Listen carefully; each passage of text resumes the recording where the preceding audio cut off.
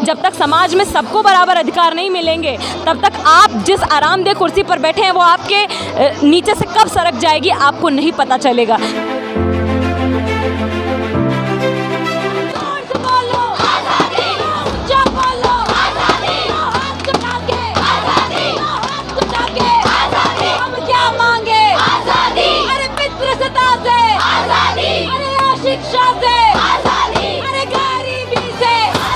बेटी बचाओ बेटी पढ़ाओ का आंदोलन सिर्फ शहर तक नहीं रहना चाहिए, ये बाहर भी जाना चाहिए।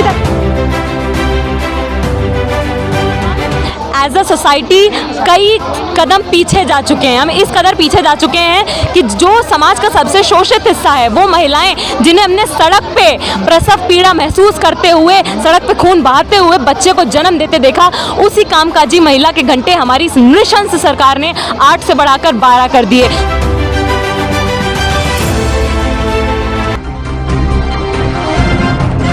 हजारों फूल चाहिए एक माला को बनाने के लिए, हजारों दीपक चाहिए एक दीप की थाली बनाने के लिए, हजारों बूंद चाहिए एक समुद्र को बनाने के लिए, लेकिन एक महिला ऐसी है जो कि एक घर को अकेले ही स्वर्ग बना सकती है। नमस्कार, मैं मुख्तार और आप देख रहे हैं युवा की आवाज़।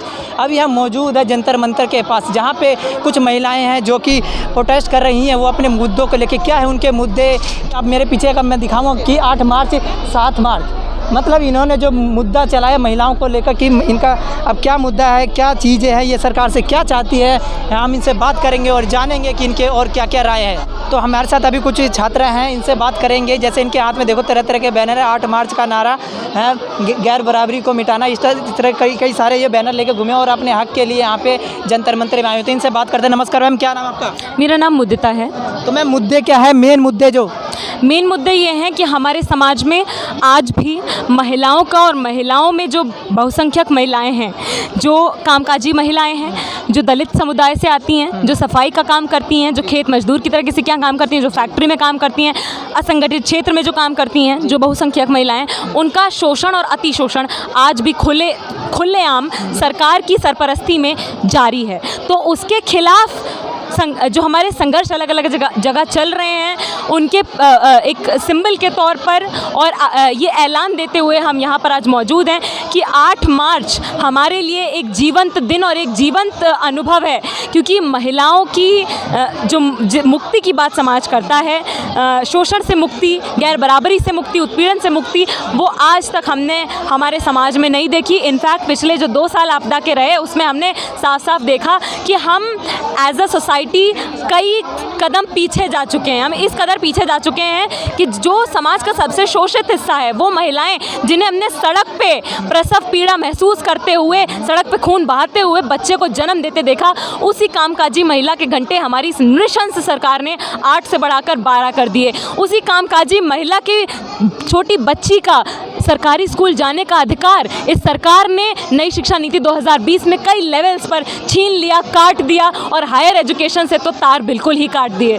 तो आज पॉलिसी लेवल पर, कानून के लेवल पर, पुलिस के लेवल पर, एडमिनिस्ट्रेशन के लेवल पर, हर लेवल पर हम देखते हैं कि महिलाएं और महिलाओं में जो बहुसंख्यक समुदाय से आने वाली महिलाएं हैं, उनके पक्ष में एक तो सरकार कोई कानून नहीं बनाती, दूसरा हमारे समाज में ढांचागत किसी तरीके के परिवर्तन नहीं लाए जा रहे हैं, जिसका खामियाजा ये है कि देश की राजधानी दिल्ली में भी कुछ दिन पहले की बात है, पटेल नगर, बलजीत नगर के पास एक इलाका पड़ता है, वहाँ पर एक 6 साल की बच्ची का रेप हो जाता है। लेकिन क्या होता है, हॉस्पिटल से हॉस्पिटल खून बहाते हुए उस बच्ची को अस्पताल में एडमिट तक नहीं किया जाता है।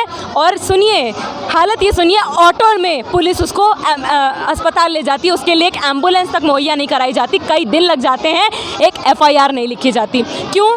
क्योंकि जो रेप विक्टिम है वो किसी रसूखदार परिवार से नहीं आ रही है, वो एक मजदूर की बेटी है। तो हमारे देश में हमें ये सवाल उठाना पड़ेगा कि जब तक बहुसंख्यक महिलाओं की स्थिति नहीं बदलेगी, क्या हमारे समाज में जो बाकी महिलाएं हैं, जो बाकी जनता है, वो शोषण मुक्त, गैर बराबरी मुक्त, उत्पीड़न मुक्त समाज की कल्पना भी कर सकते हैं? क्या नहीं कर सकते। और इसी के लिए आज हम सभी को, महिलाओं को खासकर, एक साथ आना पड़ेगा, एक साथ जुड़ना पड़ेगा, एक साथ संघर्ष करना पड़ेगा, वरना अकेले तो बदले की लड़ाई हम लड़ते ही रहते हैं। बदलाव की लड़ाई के लिए हमें एक साथ आना पड़ेगा।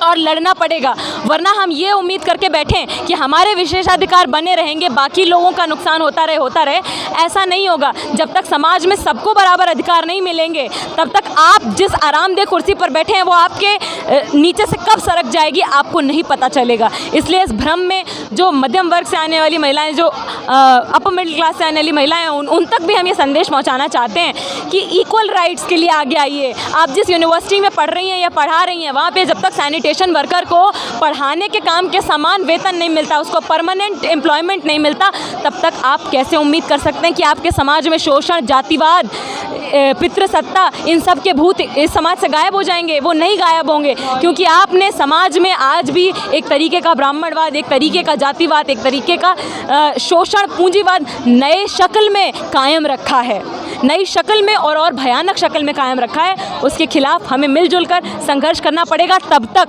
जब तक समाज में केवल महिलाओं के खिलाफ नहीं, समाज में जो बहुसंख्यक हाशिए के समुदाय से लोग आते हैं, जिसमें महिलाएं ज़्यादा शोषित तबका हैं, हम जानते हैं, उन सभी को बराबर अधिकार नहीं मिलते। समाज में शोषण, गैर बराबरी, इनकी जो बेसिस है, इनकी जो फाउंडेशन है, जो पूंजीवादी समाज में हम देखते हैं, उनको ख़त्म नहीं कर दिया जाता, तब तक हमारा संघर्ष जारी रहेगा। तो अभी हमारे साथ यहाँ पे कुछ छात्राएं भी मौजूद हैं, इनसे भी बात करते हैं कि जो, क्योंकि ये भी मौजूद है यहाँ के प्रोटेस्ट में और इनका साथ है, तो इनसे पूछते हैं। मैम, क्या नाम है आपका? जैसिका। तो मैम, क्या मुद्दों को लेके अभी मैंने देखा कि आप स्टेज पे एक गीत गा रहे थे, तो उस गीत का जो मतलब है, आप क्या समझाना चाहते हैं गीत के थ्रू?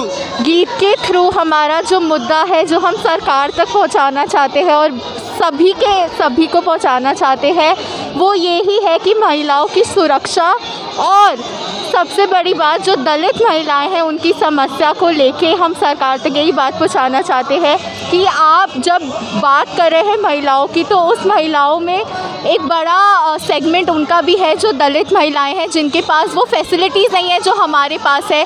जो गांव में रहती है उन महिलाओं के पास वो फैसिलिटीज़ नहीं है जो हमारे पास हैं। तो अगर हम बात करें कि सबको सब कुछ मिले, तो उनको भी वो सारे अधिकार उनको भी मिलने चाहिए। मैम, ये गांव की बात की इन मैडम ने, आप मुझे ये बताओ, जैसे केंद्र सरकार है, ये बेटी बचाओ बेटी पढ़ाओ का जो नारा है, इनका जो बैनर है, गांव-गांव तक भी है, तो उस पर क्या कहेंगे? गांव-गांव तक पहुंचना चाहिए। शहरों में ये बात है, लेकिन जहाँ पे लोगों को ये फैसिलिटीज़, जैसे ये टीवी, जैसे टेलीविज़न हो, रेडियो के थ्रू लोगों को पता चलना चाहिए। बेटी बचाओ बेटी पढ़ाओ का आंदोलन सिर्फ शहर तक नहीं रहना चाहिए, ये बाहर भी जाना चाहिए, ताकि हाँ, गाँव जहाँ पे भी दूर दूर तक लोगों को पता होना चाहिए इस चीज़ के बारे में। और मतलब ये आंदोलन मतलब सरकार की तरफ से भी बहुत अच्छा इनिशिएटिव है, उन्होंने लिया है, और जितना दूर तक पहुँच पाए उतना ही अच्छा है। तो हाँ, यही मेरा कहना है। तो मतलब आपका क्या लगता है कि जो गांव की जो महिला है, गांव की जो बेटी है उनको लड़कों के समान नहीं समझा जाता है? अभी तक तो देखिए, हम काफ़ी दूर आ चुके हैं, बहुत ऐसी चीज़ें हो रखी है कि हाँ, मतलब लाने की बहुत कोशिश है, लेकिन अभी तक हम उस लेवल में पहुंच नहीं पाए कि हाँ, जहाँ पे लड़का लड़की को एक जैसे माना जाता है। आपको पता है कि कितनी चीज़ें हो रखी है, वर्क प्लेस में सेक्सुअल हैरेसमेंट होता है लड़कियों के साथ, एंड मतलब गाँव में ये बात अभी तक पहुँची नहीं है, लेकिन समय के साथ शायद लगता है कि हाँ, लड़का लड़की एक जैसे हो जाएंगे, उनको सेम अपॉर्चुनिटीज़ मिलेंगी, और हाँ, ये आपका यही मुद्दा है? हाँ। तो अभी आप मेरे पीछे देख सकते हैं, यहाँ पे जो छात्रा है, यहाँ पे सभी के हाथों में एक बैनर है। आखिर जैसे कि इनके बैनर पे देख सकते हैं, आखिर सुरक्षित कहाँ, गर्भ में, घर में, देश में। मतलब जो महिलाओं को लेके जो गांव से लोग हैं, वो भी ये भी लोग चाहते हैं कि जो गांव के जो औरतें हैं, बेटी हैं, वो भी सभी को एक समान समझा जाए।